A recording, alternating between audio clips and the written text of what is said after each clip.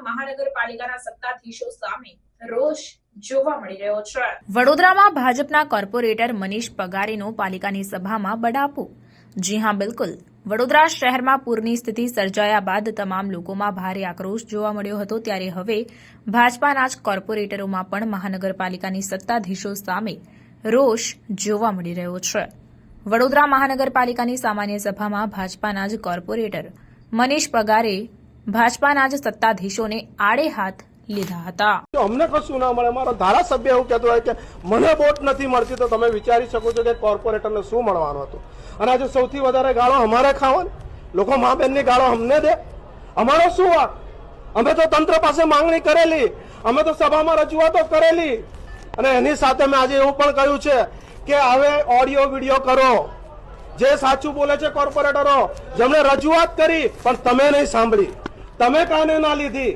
અમે તો રજૂઆત કરી હતી, ગઈ સભામાં પણ તમારી પાસે મારી બાઇટ હશે, ત્યારે પણ મેં કીધું હતું કે શું વરસાદ તમને પૂછશે કે આજે 15 ઇંચ પડું, આજે 12 ઇંચ પડું, અને આજે માર ખાવાનો અમારે, લોકોમાં જવાની તકલીફો સહેવાની આજે અમારે?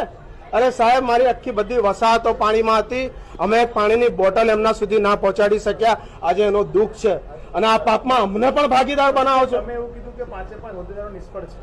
તમે જો દબાણો દૂર કરવામાં નહીં આવે તો આંદોલનો શું જે કરવું પડે બધું જ કરવામાં આવશે। રાજીનામા લઈ લેવા જોઈએ। એ મારો વિષય નથી, મારો વિષય એ નથી, મારો વિષય એમની જવાબદારીનો વિષય છે।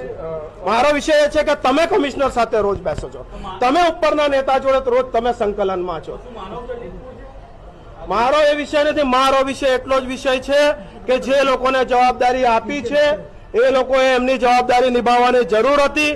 આજે લોકો કોર્પોરેટરોને જે ગાળો આપી રહ્યા છે, લોકો કોર્પોરેટરોને કોસી રહ્યા છે, જે કોર્પોરેટરોને આજ બધી રજૂઆત પહેલા કરી હોય, આજે મને તમે મિત્રો એવું કહો કે આજે એ કોર્પોરેટરનો શું વાંક? જો આજ રજૂઆતો અમે પૂર્વમાં કરી હોય તે છતાં જેમણે પગલા ન લીધા એમનો વાંક કે અમારો વાંક? અમારો તો સવાલ એટલો જ છે। 100%। તમે વિચાર કરો, બહેનો પાસે 5-5 દિવસ પહેરવાના કપડા ના હોય, એક કપડે કોઈ બહેન રહેતી હોય, કોના બાળકો રહેતા હોય, આખી ઝૂંપડપટ્ટી આખી ડૂબી જાય, પહેલા માળે પાણી જાય, લોકો બૂમો પાડે કે અમે જીવીશું કે બચીશું। રેસ્ક્યુ માટે અમે લોકોને ફોન કરીએ, 1-2 દિવસ માટે નેટવર્ક બંધ થઈ ગયા। આજે નેટવર્ક બંધ થઈ ગયા, આજે મારી ઘેર 5-5 દિવસ 4-4 દિવસ સુધી લાઇટ નથી। ઠીક છે, અમે તો પ્રજાના પ્રતિનિધિ છે, અમે અમારી વાત તો નહીં કરી શકીએ, પણ આજે જે વસાહતોની વાતો છે, મારો સ્લમ વિસ્તાર વાળો વિસ્તાર છે, તો હું તો એની વાત તો મૂકીશ ને ભાઈ। આજે તમે